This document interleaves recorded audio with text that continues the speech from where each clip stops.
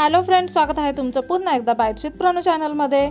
आज बाईट्स प्रणूमध्ये आपण अगदी आगळी वेगळी अशी रेसिपी घेऊन आलेलो आहोत। त्यासाठी आपण हे सगळं साहित्य घेतलेलं आहे। सगळ्यात पहिल्यांदा तरी इथे आपण खोबरं घेतलंय, लसूण घेतलंय, थोडेसे धणे घेतले, थोडंसं जिरं घेतलंय, इथे किंचितची हळद घेतली आहे, त्यानंतर आपण हिंग घेतलेला आहे आणि थोडीशी चिंच घेतलेली आहे।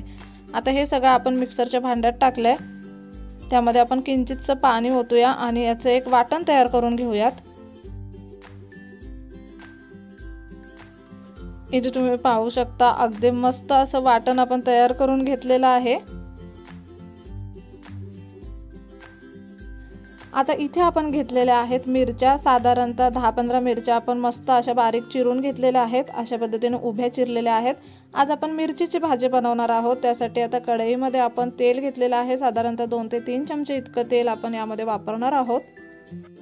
आता फोडणीला आपण मोहरी टाकूयात। मोहरी अगदी मस्त अशी तडतडली की त्यामध्ये आपल्याला ह्या मिरच्या टाकायच्या ज्या आपण उभ्या चिरून घेतलेल्या आहेत त्या।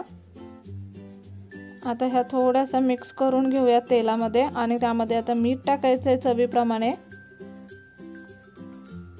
हे सगळं पुन्हा व्यवस्थित असं मिक्स करून घेऊयात। आणि आता यावरती आपल्याला झाकण ठेवायचं आहे आणि ह्या मिरच्या आपल्याला शिजून द्यायच्या साधारणतः 2 ते 3 मिनिटांसाठी।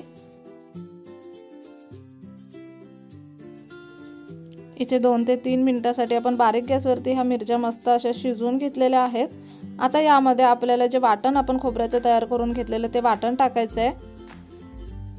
जितकं आवश्यक आहे तितकं वाटण आपण यामध्ये टाकणार आहोत। इथे साधारणतः 1 ते 1.5 चमचा वाटण आपण टाकलेलं आहे। हे सगळं आता व्यवस्थित मिक्स करून घ्यायचं आहे।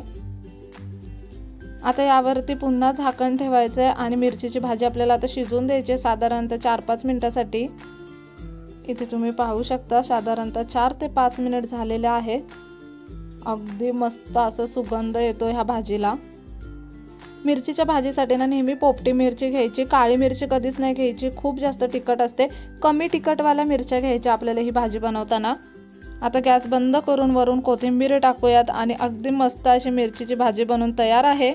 जेव्हा ताटामध्ये आवडीची भाजी नसेल ना तेव्हा ही भाजी बनवून बघा, इतकी अप्रतिम अशी चव लागते या भाजीची। तोंडी लावायला तर ही भाजी खूप जास्त छान लागते।